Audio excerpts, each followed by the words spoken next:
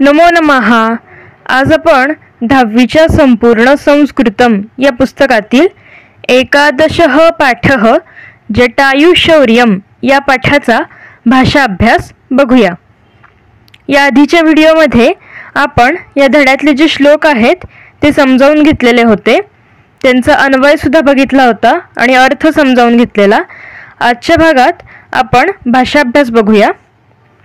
बघा, भाषा अभ्यासामध्ये पहिला प्रश्न आहे लीट रूपाणी चित्वा लिखत। म्हणजे आता इथे आपल्याला काही क्रियापदं दिलेली आहेत आणि त्याच्यामध्ये लीट लकाराची कोणती क्रियापदं आहेत ती आपल्याला शोधायची आहेत। लीट लकार म्हणजेच परोक्ष भूतकाळ।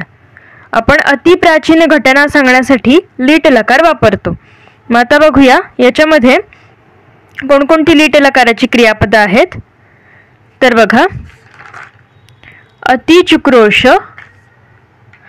चकार, व्याजहार, चुक्रोश, शुश्रुवे, ददर्श, बभंज आणि निपपात।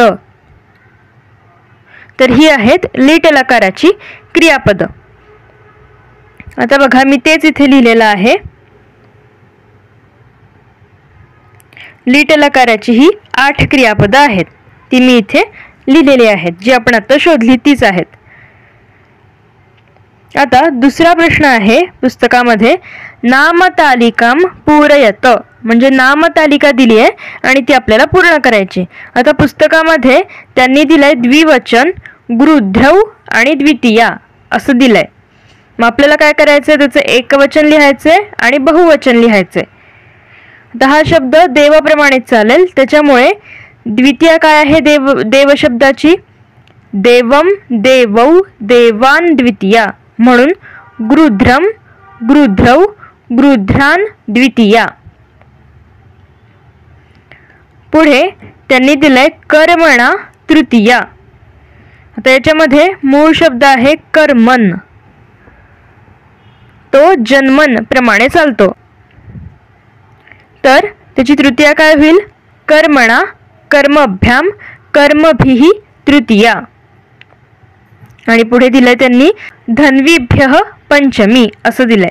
मग त्याचं एकवचन आणि द्विवचन काय येईल, धन्विनः, धन्वीभ्याम, धन्वीभ्यः पंचमी। आता पुढे प्रश्न तिसरा, संधी विग्रहम कुरुत। संधी विग्रह करायला सांगितलाय।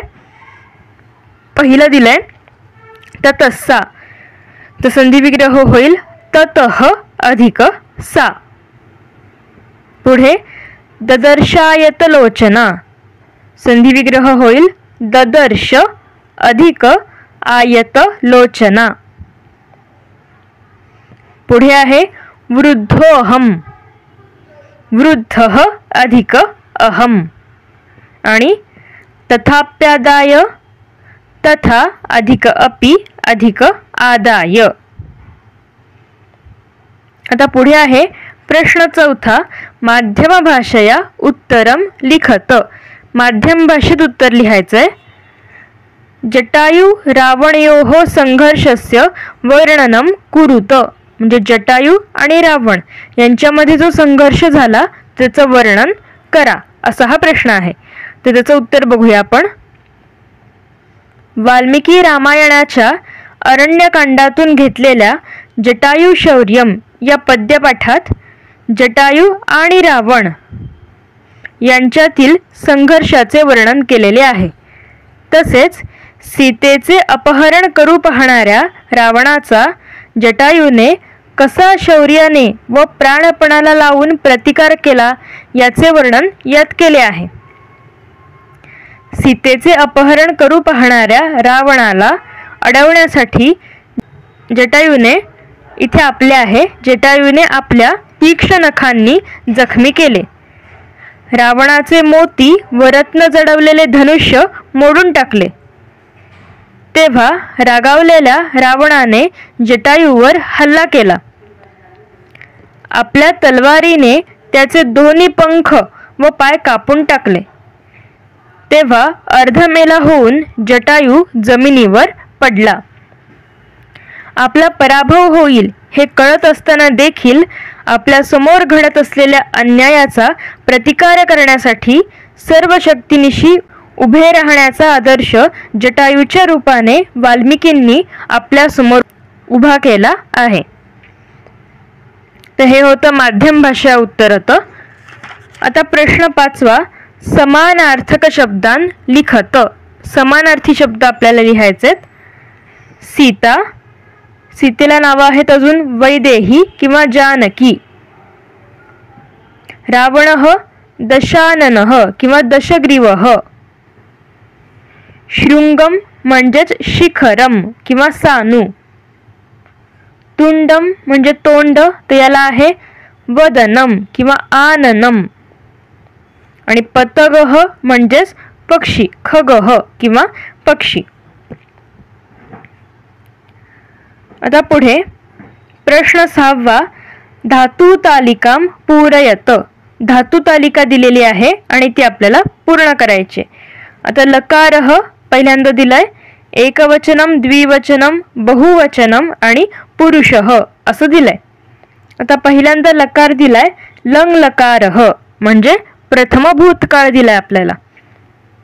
आता त्यांनी पुस्तकामध्ये तुम्ही जर बघितलं तर अभवन दिलंय आणि प्रथमः पुरुषः असं दिलंय आणि आपल्याला एकवचन आणि द्विवचन लिहायला सांगितलंय. मग तुम्हाला लंग लकाराचे प्रथम पुरुषाचे प्रत्यय जर माहीत असतील परस्मै पदाचे तर तत ताम अन असे प्रत्यय आहेत. म्हणून अभवत, अभवताम, अभवन असं येणार आहे. पुढे त्यांनी लृट लकार दिलाय. लृट लकार म्हणजेच भविष्यत काल दिलाय आणि मध्यम पुरुष त्याचा आपल्याला लिहायचं आहे. आणि त्यांनी एकवचन आपल्याला दिलंय गमिष्यसी. गमिष्यसी हे आपल्याला दिलेलं आहे.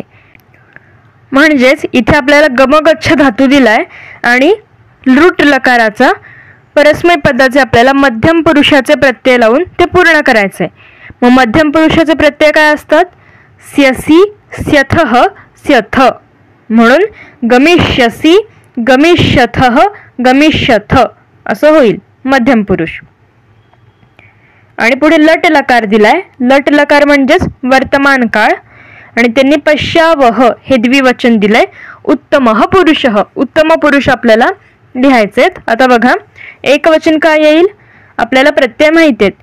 लट लकार परस्मै पदाचे उत्तम पुरुषाचे प्रत्यय मी, वह, मह. त्याच्यामुळे पश्यामी, पश्यावह, पश्यामः असं येईल. धातू तालिका झाली. आता प्रश्न 7वा, सर्वनाम तालिकाम पूरयत. सर्वनामाची तालिका पूर्ण करायची आहे. याच्यात सुद्धा एकवचन, द्विवचन, बहुवचन आणि विभक्ती असे कॉलम आहेत. आता पहिल्यांदा त्यांनी दिलंय अस्य आणि षष्ठी असं पुस्तकात आपल्याला दिलंय. तर आता याच्यामध्ये मूळ सर्वनाम कोणतं आहे? तर तुम्हाला आठवत असेल तर आपल्याला 9वी मध्ये झालेलं इदम हे सर्वनाम आहे. इदम. मग इदम सर्वनाम पुल्लिंगाचं, पुल्लिंग आणि नपुंसकलिंगाचं षष्ठीचं एकवचन आहे अस्य. मग त्याचं द्विवचन आणि बहुवचन आपल्याला लिहायचंय जे की आहे अस्य अनयोः किंवा एनयोः एषां षष्ठी. पुढे आवाम 9 आणि द्वितीया असं दिलंय. आता हे कुठलं सर्वनाम आहे? तर अस्मद हे सर्वनाम आहे. अस्मद. मग त्याची द्वितीया काय आहे? माम, मा, आवाम 9, अस्मान नह द्वितीया. आणि पुढे आपल्याला ताहा हे बहुवचन दिलंय आणि प्रथमा असं म्हटलंय. तर हे कोणतं सर्वनाम आहे? तर बघा तद सर्वनाम स्त्रीलिंगी आहे. तद सर्वनाम स्त्रीलिंगी. सा, ते, ताहा, प्रथमा. आता प्रश्न 8वा, विशेषणानी अन्विष्य लिखत. म्हणजे विशेषण अन्विष्य म्हणजे शोधून आपल्याला लिहायची आहेत. आता मध्ये काय दिलेलं आहे आपल्याला? वैदेही. तर वैदेही म्हणजेच काय? तर सीता. मग सीतेला कोणकोणती विशेषणं आलेली आहेत तर ते आपल्याला शोधून लिहायचंय. त्यांनी एक दिलेलं आहे आयतलोचना.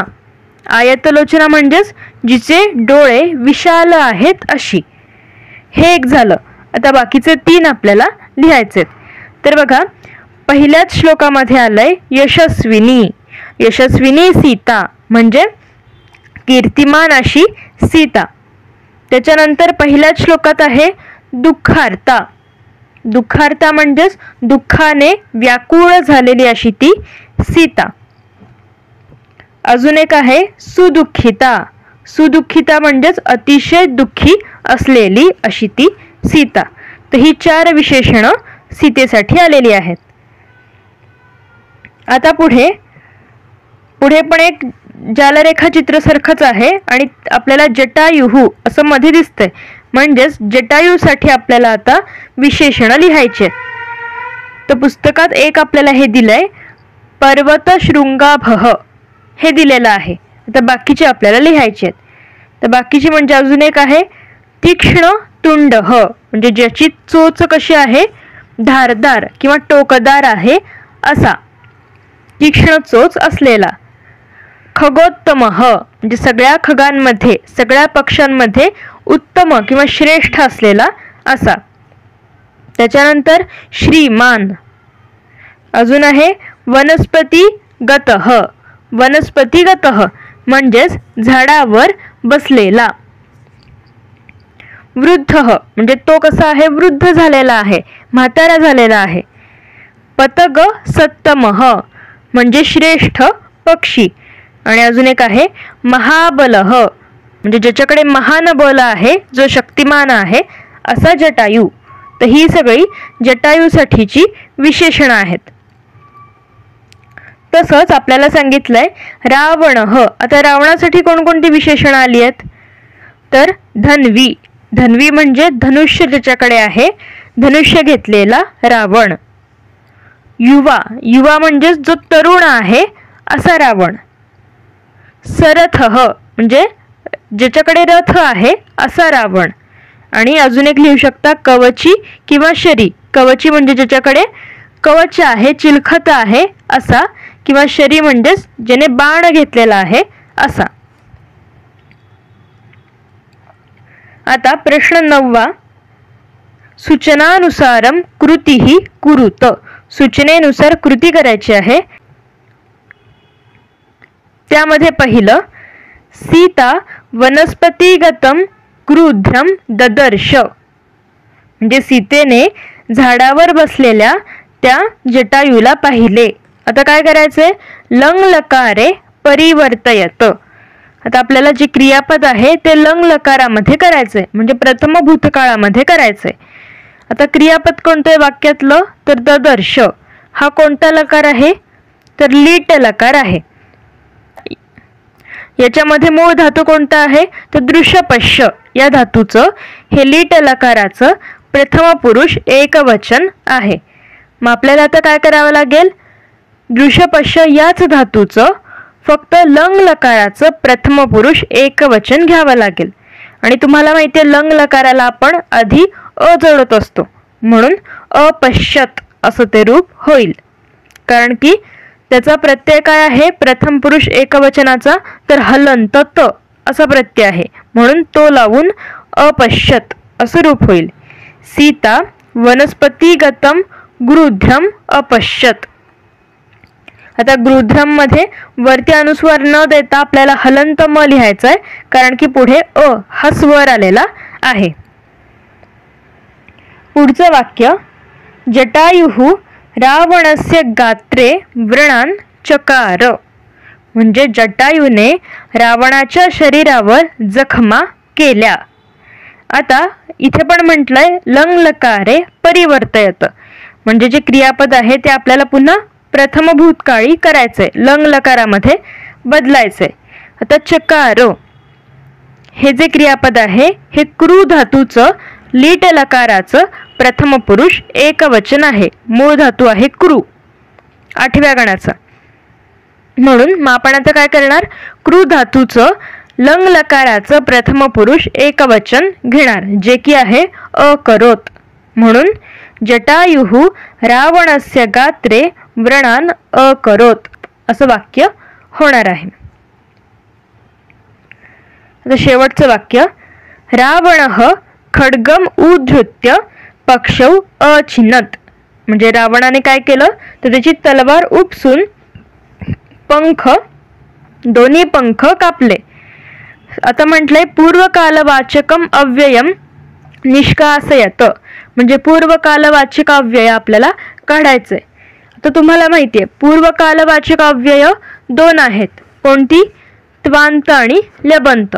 मग आता या वाक्यामध्ये ल्यबंत अव्यय आलंय. कोणतं आहे ल्यबंत? तर खड्गम अधिक उद्धृत्य. इथे संधी आहे म्हणजे उद्धृत्य हे जे आहे ते ल्यबंत अव्यय इथे आहे. मग आपल्याला तेच काढायचं आहे. मग आपण काय करतो ते काढताना तर वाक्यातलं जे क्रियापद आहे, आता या वाक्यामध्ये क्रियापद आहे अचिन्नत, तर त्याचप्रमाणे उद्धृत्य मधल्या मूळ धातूचं रूप करतो आणि वाक्य जोडण्यासाठी म्हणून च लिहित असतो. म्हणून मग वाक्य होईल रावणः खड्गम उदधरत पक्षौ अचिनच्च. उदधरत असं रूप ते होणार आहे आणि आपण फक्त शेवटी च ॲड करणार आहोत. तर बघा अशा प्रकारे आज आपण जटायू शौर्यम या पाठाचा भाषाभ्यास बघितलेला आहे. तुम्हाला जर माझे व्हिडिओ आवडत असतील तर व्हिडिओला लाईक करा, शेअर करा आणि आपल्या चॅनलला सबस्क्राईब करा. चला तर पुन्हा भेटूया पुढच्या भागात. पुनर्मिलामः. धन्यवादः.